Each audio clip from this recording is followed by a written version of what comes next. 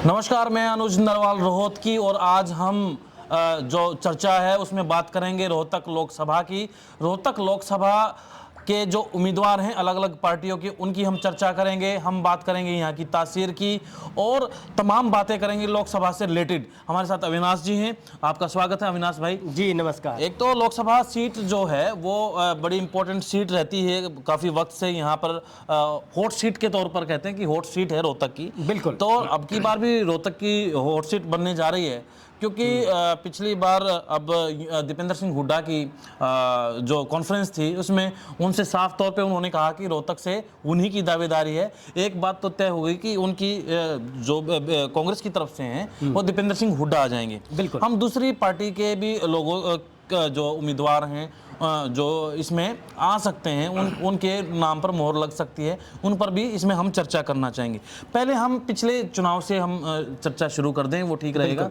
तो पिछला जो चुनाव था, हालांकि 7,000 के आसपास जो यहाँ पर जो बीजेपी जीत गई थी, डॉक्टर अरविंद शर्मा यहाँ से सांसद बने थे, दीपेंद्र सिंह हुड्डा कांग्रेस से हार गए थे। तो वहाँ से हम शुरुआत करते हैं। पिछली बार हुआ क्या था, थोड़ा सा नतीजों पर हम नज़र डालेंगे और उसके बाद हम आगे बढ़ेंगे। जी अनुज, रोहतक लोकसभा सीट जो है वो बहुत ही महत्वपूर्ण लोकसभा सीट है जी। इसको हुड्डा का गढ़ कहा जाता है। और गढ़ कहने के पीछे जो लॉजिक है, यहाँ पे अब तक 19 चुनाव हुए हैं, उपचुनाव मिला के। उस 19 में से 9 बार हुड्डा परिवार से सांसद यहाँ से चुना गया है। 3 पीढ़ियां हुड्डा परिवार की यहाँ से संसद में गई हैं। इसके अलावा सिर्फ बंसीलाल परिवार है जो एक ही सीट से संसद में गया है। तो हरियाणा में सिर्फ 2 परिवार ऐसे हैं जो एक ही लोकसभा सीट से संसद तक पहुंचे हैं। तो ये वो लोकसभा सीट है, इसलिए इसका महत्व बहुत ज्यादा है। और दर्शकों को ये भी बताइए कि जो जब पहली बार यहाँ पर जब चुनाव लड़ा गया था तो यहाँ की जो पहले सांसद थे रोहतक लोकसभा के, वो चौधरी रणबीर सिंह हुड्डा थे। बिल्कुल बिल्कुल। पहले और दूसरे जो थे वो रणबीर सिंह हुड्डा थे। और उसके बाद में एक और चीज, 2 बार यहाँ से जनसंघ के प्रत्याशी भी जीते हैं। जी जी जी। और 1 बार भारतीय जनता पार्टी का, पिछली बार डॉक्टर अरविंद शर्मा जीते थे। और एक बार इनेलो के भी जीते थे यहाँ पर, जब भूपेंद्र सिंह हुड्डा को यहाँ पे हाँ, कैप्टन इंद्र सिंह जीते थे। उस समय पे चौटाला साहब मुख्यमंत्री होते थे और बीजेपी और इनेलो का गठबंधन था। और कारगिल के युद्ध के बाद एक माहौल बना हुआ था, तो उस माहौल में इंद्र सिंह जीते थे। और हुड्डा परिवार के बारे में जो बात है, वो 2 बार ही चुनाव हारे हैं। 9 बार जीते हैं, 2 बार हारे हैं। तो 2 बार में 1 बार भूपेंद्र सिंह हुड्डा हारे हैं और दीपेंद्र पिछले चुनाव, और दीपेंद्र हारे तो हैं। कहाँ दिक्कत आई थी पिछले चुनाव में, हम इस पर बात करें। जी जी। पिछले चुनाव की बात करूं तो अरविंद शर्मा जो बीजेपी के हैं, उन्हें 5,73,845 वोट मिले थे। 47% ये वोट उनको हासिल हुआ था। और दीपेंद्र हुड्डा जो कांग्रेस के थे, उनको 5,66,342 वोट मिले थे, 46.4%। और इसमें बड़ी कांटे की टक्कर थी। 7500 से 7,503 वोटों से दीपेंद्र हुड्डा हार गए थे।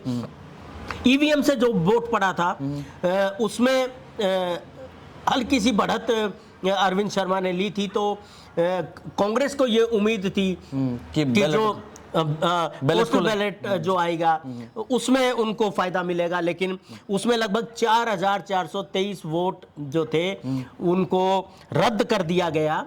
और उसके बाद वहां भी जो अरविंद शर्मा को बढ़त मिली और इस तरह से टोटल 7,503 वोटों से हालांकि इसके ऊपर बार बार अपनी जनसभाओं में दीपेंद्र सिंह हुड्डा भी कहते हैं और कहते रहते हैं। पिछली बार भी यहाँ जो भी यहाँ लोकसभा के विधायक हैं वो भी जो कांग्रेस से रिलेटेड हैं वो भी कहते हैं कि जानबूझकर हरा दिया गया। इस तरह के आरोप कांग्रेस की तरफ से भी लगते रहे। देखो, खैर बिल्कुल सही बात है, ये आरोप है।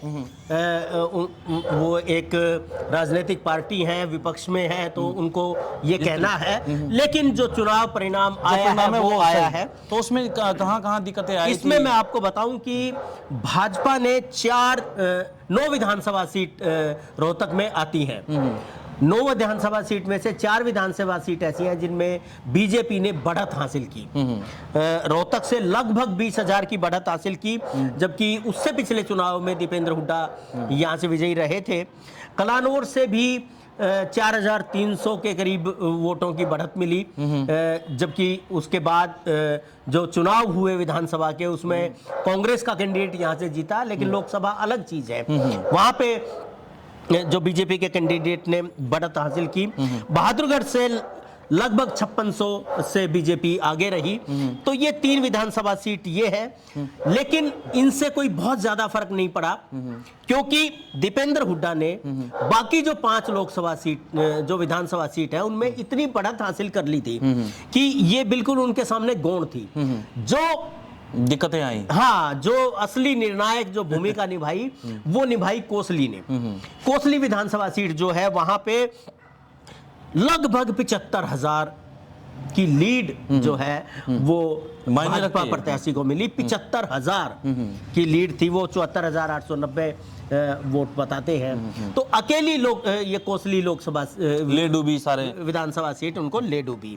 हालांकि ये लग रहा था कि कांग्रेस को भी लग रहा था कि कोसली में उनको कम वोट मिलेंगे और वहां पे भाजपा प्रत्याशी जो आगे रहेंगे, लेकिन इतना आगे रहेंगे इतना अंदाजा नहीं, ऐसा अंदाजा नहीं था। तो ये निर्णायक सीट रही, लेकिन किलोई से जैसे 46,000 का मार्जिन था कांग्रेस उम्मीदवार के पक्ष में, बेरी से 26,000 का मार्जिन था, महम से 14,000 का मार्जिन था, बादली से 12,000 का मार्जिन था और झज्जर से 4600 का मार्जिन था।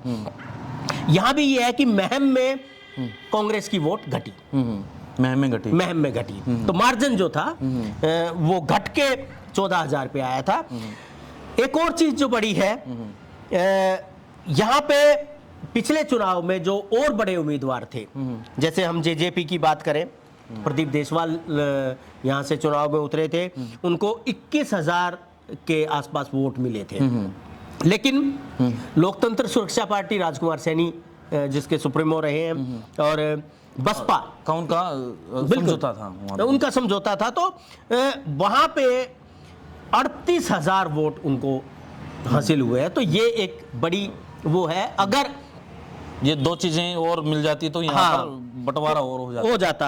इनेलो के धर्मवीर फौजी थे, उनको 7,000 के करीब वोट मिली है।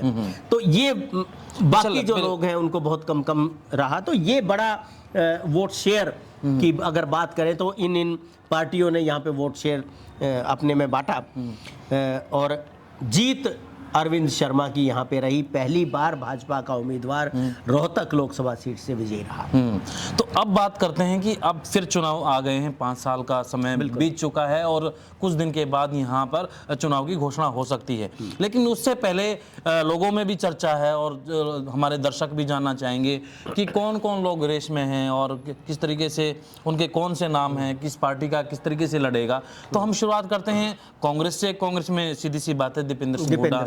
हाँ, हुड्डा के अलावा कोई चेहरा यहाँ पर दिख नहीं रहा है, और उन्होंने खुद अनाउंसमेंट भी किया कि वो यहाँ से लोकसभा चुनाव लड़ना चाहते हैं। उन्होंने कहा है कि जो पैनल में गया है तो इकलौता नाम है, इकलौता नाम है। तो अब हम भाजपा, क्योंकि दूसरी जो पार्टी है यहाँ पर भाजपा है, जिनका टक्कर होनी है कांग्रेस और बीजेपी की। बीजेपी पिछली बार जीती थी, अब की बार जो नाम को लेकर काफी चर्चा है, क्योंकि लोकसभा के जो सांसद हैं डॉक्टर अरविंद शर्मा, उनको लेकर बीच बीच में खटास की जो खबरें आई, वो तमाम चीजें आई। तो इसीलिए शायद, और इसलिए भी नहीं कि और क्योंकि हर पार्टी अपने नाम तो मांगती है, तो चर्चाएं हैं कई नामों की, हम उनके ऊपर आएंगे कि बीजेपी में अगर यहाँ से डॉक्टर अरविंद शर्मा को बाई चांस टिकट नहीं मिलता है, उनका कटता है, तो उनके जो विकल्प के तौर पर बीजेपी किन नामों के ऊपर सोच रही है या सोच सकती है? जी, जहां तक अरविंद शर्मा की बात है, तो मुझे लगता है कि डॉक्टर अरविंद शर्मा रोहतक से खुद भी चुनाव नहीं लड़ना चाहेंगे।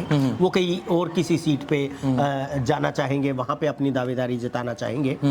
तो यहाँ पे जो बड़े नाम आ रहे हैं, जो सूत्रों के हवाले से हमें खबरें मिल रही हैं, जानकारियां मिल रही हैं, उनमें एक सबसे बड़ा नाम, हमने पहले भी एक वीडियो में बात की थी जी, अलग हरियाणा के इसी प्लेटफॉर्म से, कि विनोद शर्मा जो बेसिकली अंबाला से आते हैं और उन्होंने अपनी अलग से पार्टी बनाई है।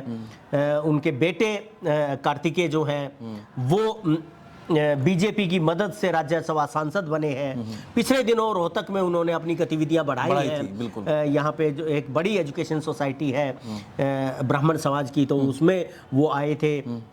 तो उनकी रोहतक में जो गतिविधियां हैं और बीजेपी से जो नजदीकियां हैं और कांग्रेस से जो दूरियां हैं, ये 3 समीकरण ऐसे बनते हैं जिससे ये लगता है कि वो एक मजबूत दावेदार हो सकते हैं और बीजेपी उनके बारे में सोच सकती है, क्योंकि बीजेपी इस बार वही पुराना कार्ड जो था, जो पिछले चुनाव में बीजेपी ने खेला था, जाट और नॉन जाट हुआ है, तो क्योंकि उस फार्मूले पे जाना चाहेगी। क्योंकि मैं आपको बता दूं और दर्शकों को बता दूं कि लगभग 16.5 लाख वोट है जो रोहतक लोकसभा सीट में, जिनमें से 6.5 लाख वोट हैं वो जाट समुदाय की बनती हैं और 10 लाख के करीब वोट हैं जो नॉन जाट में है और उसमें भी लगभग 1.5 लाख से ज्यादा ब्राह्मण समुदाय की वोट है।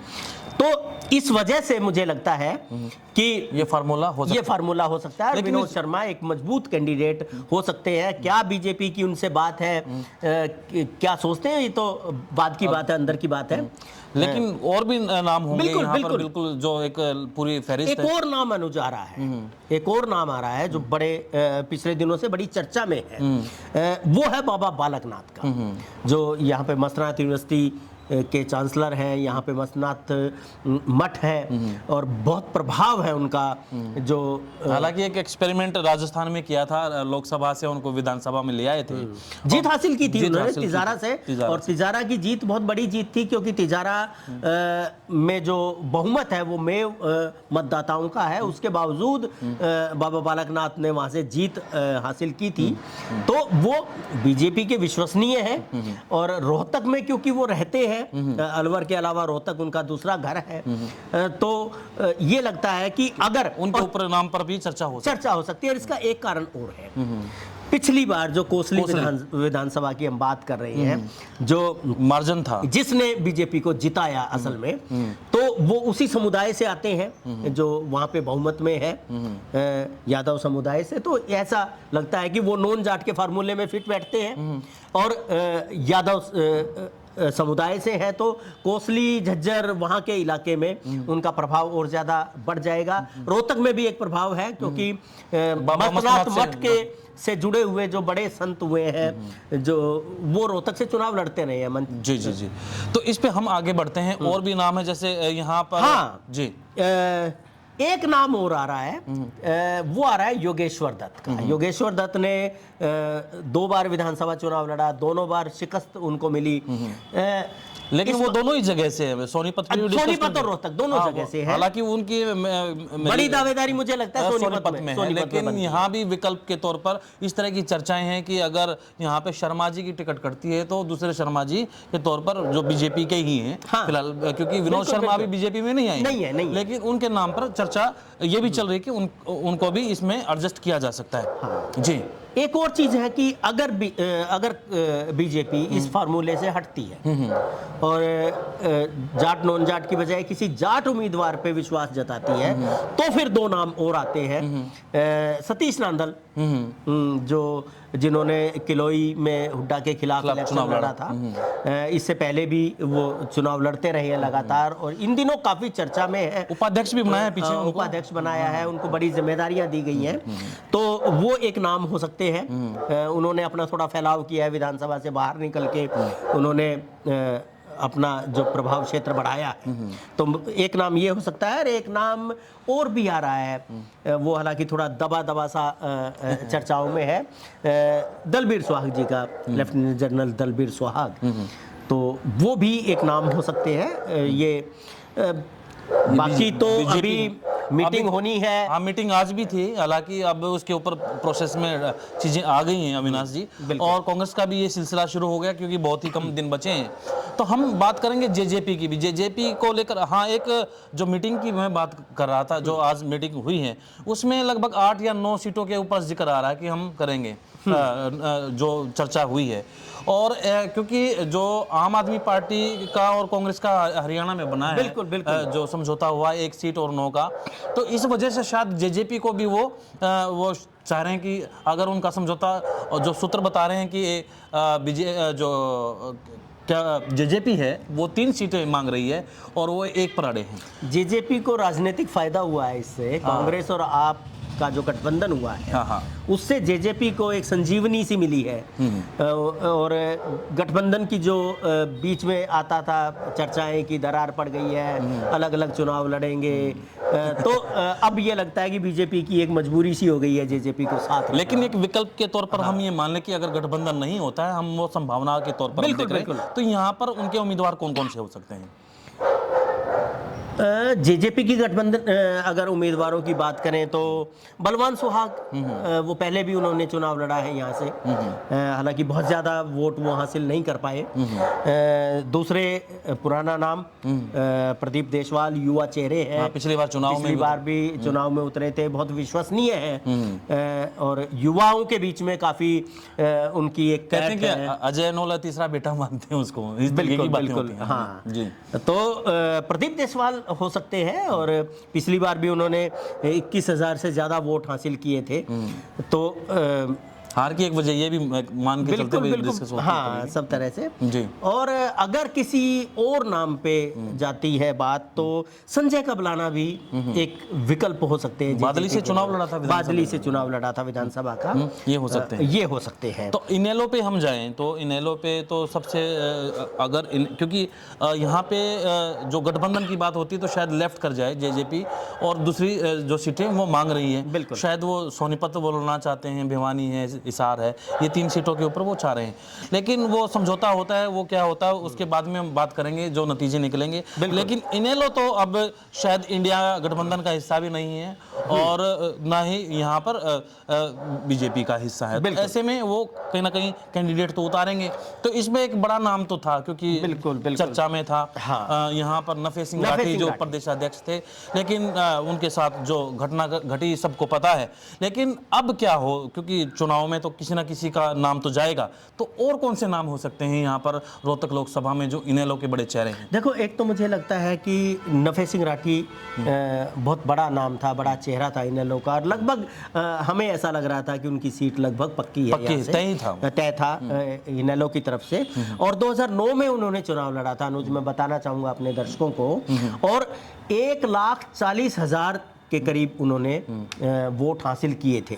तो ये छोटा वो नहीं है, शेयर नहीं है, 1,40,000 के करीब और वो उन्होंने हासिल किया था। तो एक पैठ इस पूरे लोकसभा क्षेत्र में उनकी बनती है। वो खुद बहादुरगढ़ में रहते हैं, झज्जर जिले का हिस्सा है और रोहतक लोकसभा सीट में वो आते हैं। तो इस तरह से उनका नाम था। तो मुझे ऐसा लगता है कि जिस तरह से अभी हालांकि परिवार बहुत शौक में है और इनेलो भी काफ़ी सदमे में है उसको लेके, लगातार ओम प्रकाश चौटाला भी उनके घर गए हैं, अभय चौटाला भी उनके वहाँ सांत्वना देने गए हैं। लेकिन फिर भी मुझे लगता है कि उनके परिवार से किसी को टिकट दी जा सकती है, क्योंकि इससे दो चीज़ें होंगी। एक तो उनका जो दावा था उसकी जो कद्र है वो रखी जाएगी, उसका मान रखा जाएगा, और दूसरा ये है कि एक सहानुभूति की एक लहर भी होती है। तो उनके परिवार से अगर किसी को टिकट मिलती है तो इनेलो फायदे में रहेगी, मुझे ऐसा लगता है। दूसरा ये हो सकता है कि नरेश शर्मा, जिनको प्रधान कहते हैं, नरेश प्रधान कहते हैं, एक्स एमएलए रहे हैं बादली से, वो इनेलो के एक यहाँ पे एक्टिव है, विश्वसनीय चेहरे हैं। तो उनको भी मुझे लगता है कि टिकट मिल सकती है। तो ये दो ही नाम एक तरह से लगते हैं। एक और पार्टी जो मुझे लगती है जो चुनाव में आती है, लोकतंत्र सुरक्षा पार्टी, रोहतक में बहुत ज़्यादा वो नहीं है, लेकिन क्योंकि सैनी समुदाय का एक हिस्सा रोहतक में है इस पूरे इसमें, तो वो अपना उम्मीदवार ज़रूर यहाँ से उतारेंगे। लेकिन अभी तक कोई ऐसा चर्चित चेहरा हमें नजर नहीं आता। बहुत ज्यादा जो चर्चा में है, बहुत ज्यादा तैयारियों में है। राजकुमार सैनी का तो बयान शायद पढ़ रहे थे हम कि वहां से कुरुक्षेत्र से वो दावा करेंगे। हाँ, राजकुमार सैनी वहां से सांसद रहे हैं पहले भी, इनसे पहले वो सांसद थे बीजेपी से, और वहीं से वो दावा कर रहे हैं और सीधे तौर पर वो लोकसभा में भी कहीं ना कहीं अपने कैंडिडेट को उतार सकते हैं। हाँ, लेकिन अपना कैंडिडेट वो यहाँ पे भी जरूर उतारेंगे। और बसपा जिसका 3 से 4% का 5% का वोट शेयर रहता है तो उनका प्रत्याशी भी ज़रूर आएगा। लेकिन अभी तक कोई ऐसा चेहरा दिखाई नहीं देता, हमें चर्चा में नहीं है, बहुत ज़्यादा तैयारियों में नज़र नहीं आता। तो उसका थोड़ा सा जैसे ही घोषणा होगी तो वो पत्ते खोलेंगे अपना। अभी बहुजन समाज पार्टी की भी हमने चर्चा नहीं की, क्योंकि अभी उन्होंने भी पत्ते खोले नहीं है कि किसके साथ जाएंगे किसके नहीं। वो भी अगर कोई अपडेट आती तो हम आपसे साझा करेंगे। फिलहाल ये तमाम पार्टियों के नाम थे, इनमें से कोई ना कोई चेहरा लोकसभा चुनाव में हमारे बीच होगा। और आपको क्या लगता है कि किस पार्टी का कौन सा चेहरा मजबूत है, कमेंट बॉक्स में ज़रूर लिखिएगा। नमस्कार, आपने बहुत अच्छी जानकारियां हमारे दर्शकों को दी अविनाश भाई, धन्यवाद। जी नमस्कार।